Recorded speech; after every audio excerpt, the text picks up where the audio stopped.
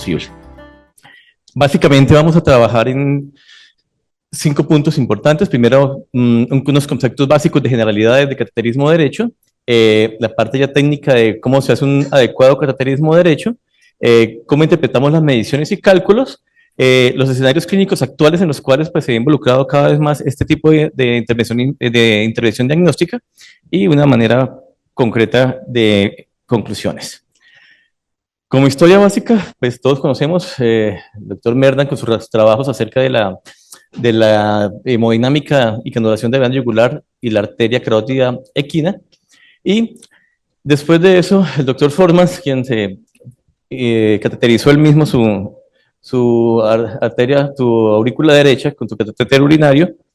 pasamos a los trabajos de Conrad y Richards, básicamente en procedimientos de hemodinámica y cateterismo cardíaco central y periférico. Estos tres, el Nobel de Medicina en el 56, y ya en lo que vemos ahorita, en la parte práctica, los trabajos del doctor Swan y Gans,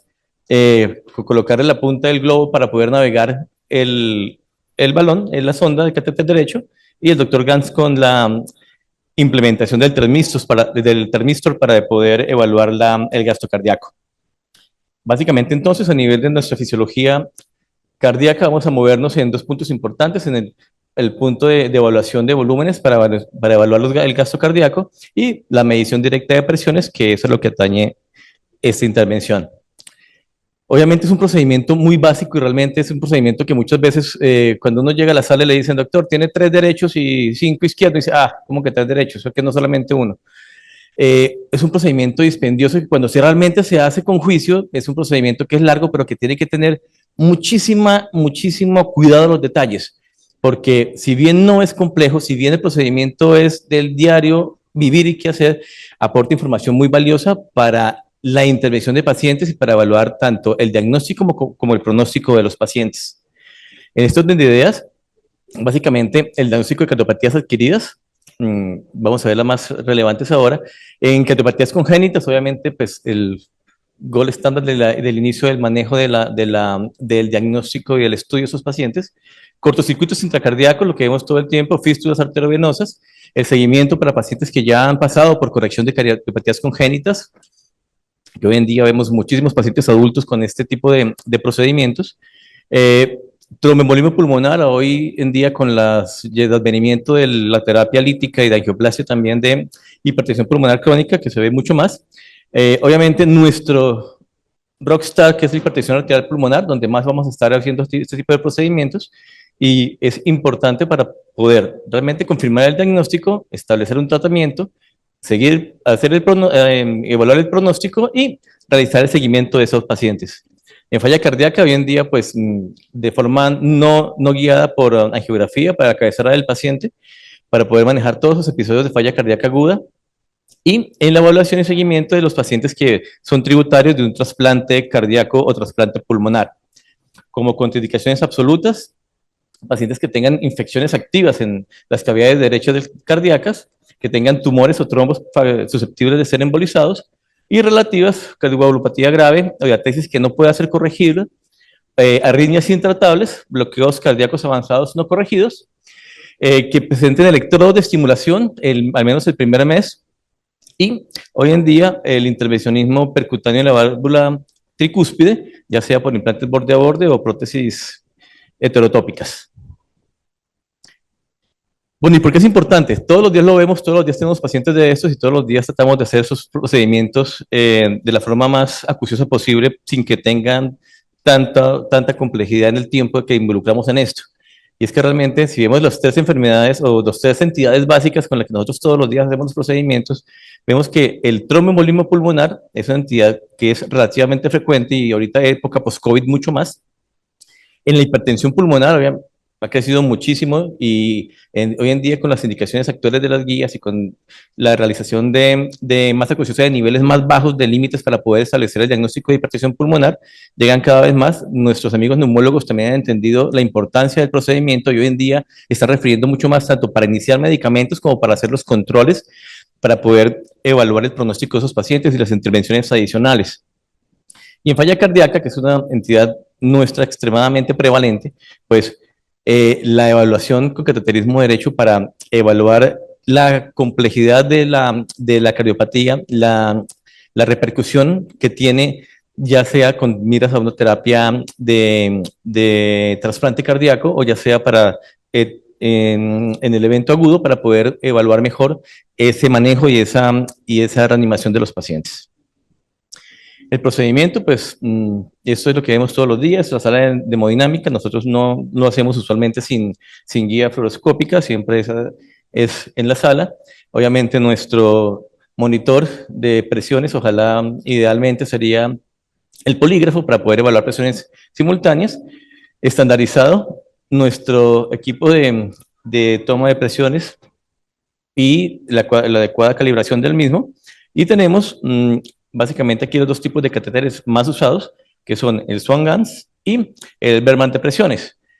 Obviamente hay centros todavía que se usa mucho el multipropósito, teniendo en cuenta que hay parámetros que debemos ajustar y que debemos tener en cuenta cuando vamos a adquirir tanto las presiones como las muestras oximétricas para poder tener el menos sesgo posible al momento de realizar las tomas, realizar la evaluación de todos los componentes de las cavidades cardíacas y poder dar un diagnóstico apropiado para estos pacientes. Y les digo que es importante esto y es un procedimiento extremadamente sencillo, es un procedimiento muy fácil de hacer, pero requiere realmente de la puesta de cada detalle en su momento oportuno y teniendo en cuenta de que cada detalle es importante y especialmente fallamos mucho en esto, que es la puesta a cero. Entonces, hay una definición importante que es el eje fluorostático. Y básicamente lo que tenemos es que en estudios de fisiología de Wilson y Bush y de Gayton y Greganti, lo que encontraron fue el punto en el cual, a yo poder movilizar el paciente o poder estar haciendo los movimientos respiratorios, cuál era el punto en que menos variaban todas esas cantidades de parámetros hemodinámicos que voy a medir, todas las presiones, dónde era que menos se podían variar. Entonces encontramos que el índice fluorostático definido por estos autores, lo que mencionan es una línea que esté justamente pasando por un plano transverso al paciente, que esté a nivel de la mitad entre la mesa y el esternón y que cruce por una perpendicular que esté a nivel del cuarto espacio intercostal. Entonces realmente eso es un punto importante porque cuando no hacemos esto se está descrito de que si voy por cada 60 centímetros puedo cambiar de 2 a 3 milímetros de mercurio, que para los pacientes nuestros, donde son medidas en cuña menores de 15 o son medidas de 20 milímetros de mercurio para la presión arterial pulmonar, pues obviamente van a representar una diferencia bastante. Y pocas veces, o yo creo que de acá vamos a salir con la idea de que esto es muy importante, hacemos esto.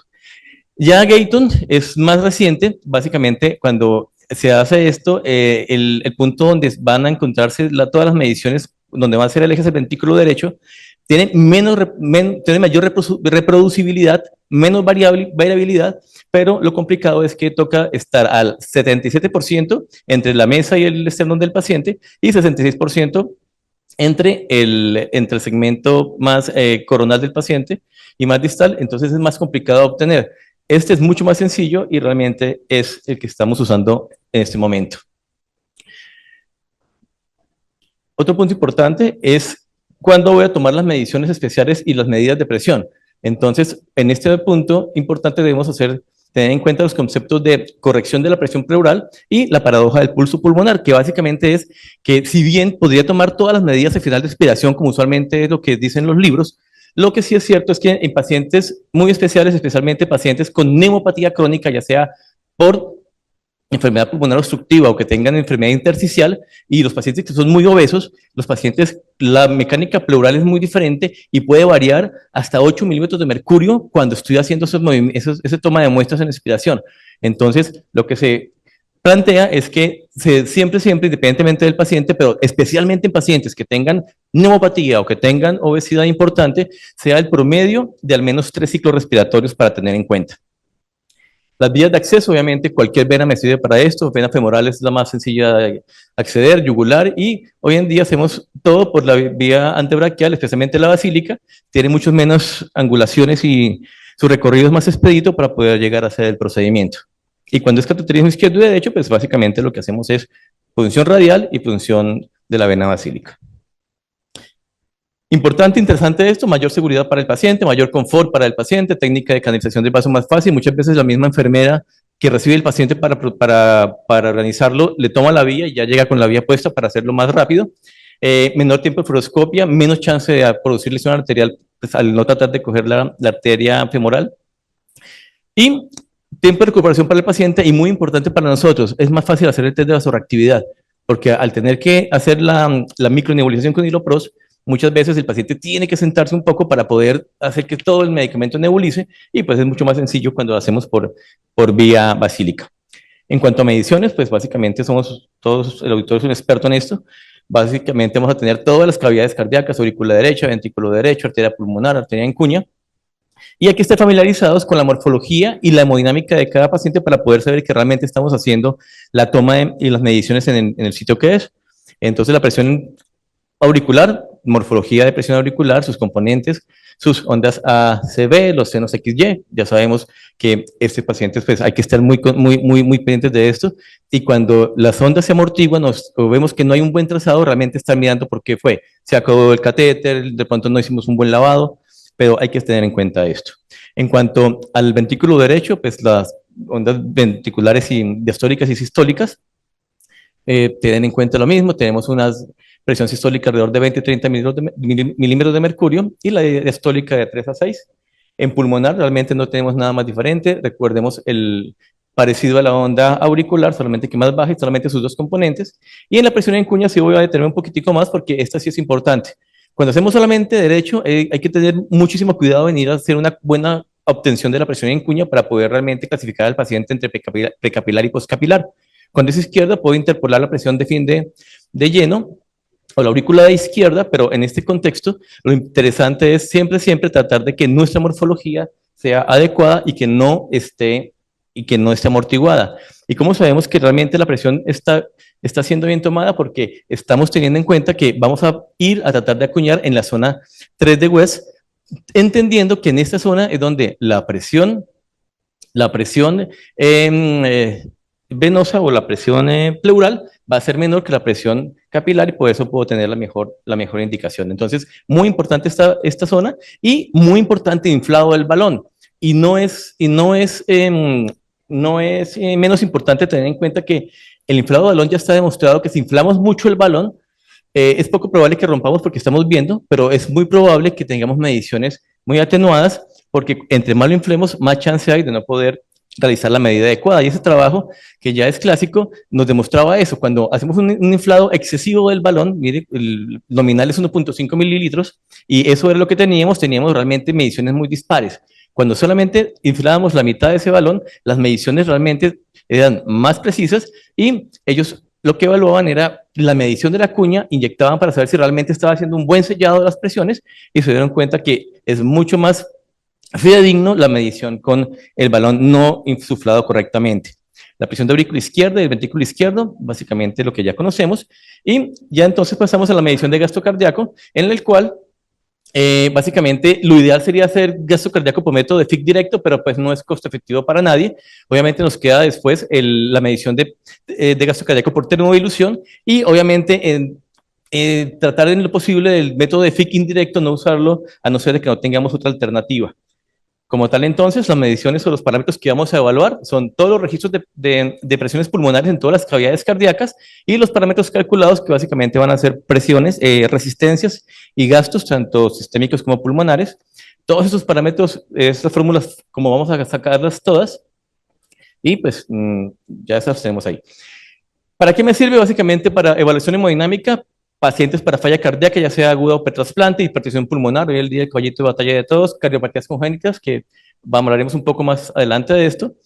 Las valvulopatías, ya realmente muy pocas se hacen, el ecocardiograma aporta muchísimo más. Trasplante cardíaco y la biopsia endomiocárdica para seguimiento de trasplante pulmonar de trasplante cardíaco específicamente.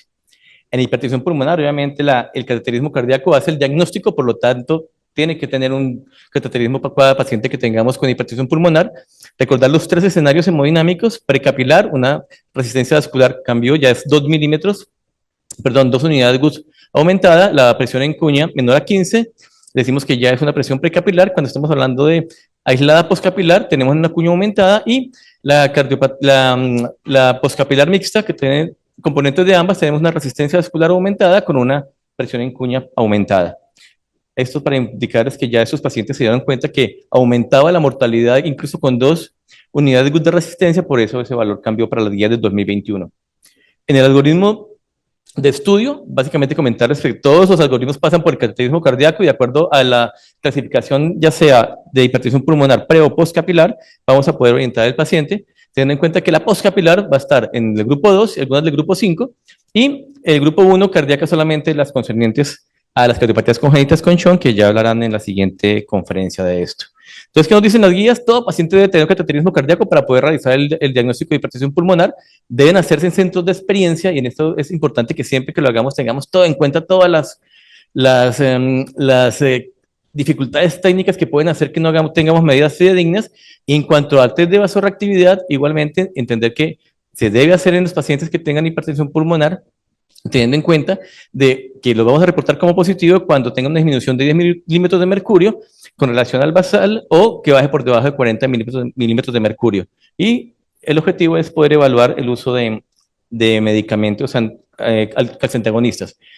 En falla cardíaca, importante, solamente quería mostrarles este registro, miles de pacientes en falla cardíaca, cuando se evaluaban los pacientes y se hacía monitoría ya hemodinámica de la cama del paciente, cuando se evaluaba la presión pulmonar, cateterismo cardíaco, las evaluaciones hemodinámicas, el seguimiento de los pacientes era mucho mejor, impactando en puntos duros. En falla cardíaca, obviamente, tenemos la parte de pretrasplante, la parte de evaluación de pericarditis, ya sea constrictiva o restrictiva, y el seguimiento de trasplantes. Y en falla cardíaca avanzada, nos aporta todo lo concerniente a la evaluación de la falla cardíaca aguda, el choque cardiogénico, la evaluación pretrasplante o predispositivo de asistencia ventricular, en pacientes que se requiere evaluación o continuar la progresión de la hipertensión arterial pulmonar y en falla cardíaca avanzada. Cardiopatías congénitas, no me voy a detener mucho, ya el siguiente segmento va a hablar más a profundidad de esto, solamente mencionar que obviamente es el gold estándar de evaluación para los pacientes, podemos encontrar todos los tipos de parámetros de escenarios hemodinámicos pre, postcapilar y mixta, tener mucho cuidado con la evaluación de las resistencias vasculares y en este caso del manejo de la hipertensión pulmonar si encontramos resistencias altas para poder evaluar si el paciente es o no candidato a cierre de cualquier defecto de shock intracardíaco. Ya la determinación ya lo hablaremos en la siguiente charla, pero básicamente decirles grande que podemos evaluar la severidad y la repercusión, si es un chun grande, pequeño o moderado, y obviamente el tratamiento de la CIA, CIB y ductus arterioso persistente va a estar superditado a los parámetros hemodinámicos que encontremos, especialmente las resistencias vasculares pulmonares, el compromiso de la repercusión hemodinámica con el QPQS. En trasplante cardíaco, obviamente, el protocolo pretrasplante, todos involucran el cateterismo cardíaco derecho para poder ver si el paciente es o no elegible y básicamente ver si el trasplante cardíaco puede ser llevado a cabo, si tiene algún factor de riesgo para poder hacer pensar que ese trasplante va a ser más complejo o que hay que dar medicamentos o tratamiento previo. Y ahí hay que tener muy en cuenta la presión sistólica mayor a 60 milímetros de mercurio, el gradiente transpulmonar medido mayor a 15 y que tengan unas resistencias vasculares aún con tratamiento mayores a 3.5 unidades Buch. Bueno, en hora del tiempo, básicamente comentarles que realmente el cateterismo cardíaco derecho es un procedimiento que nos aporta muchísimo, es un procedimiento que es dispendioso hacerlo realmente de la forma adecuada, tomarnos el tiempo de poder empezar a hacer toda la técnica adecuada, poner acero, lavar catéteres, llevar todo, no más para si hacemos el método de FIG indirecto, tomar las mediciones de gasometrías no es fácil, y siempre tener en cuenta, Don Sean, que debemos hacer todo el barrido completo oximétrico, teniendo en cuenta venas cavas, inferior y superior, tomar pre y proximal, aurícula derecha, media, baja, alta, ventrículo derecho, tracto de salida y la arteria pulmonar, y las cavidades izquierdas, tanto aorta como ventricular. Bueno, muchas gracias.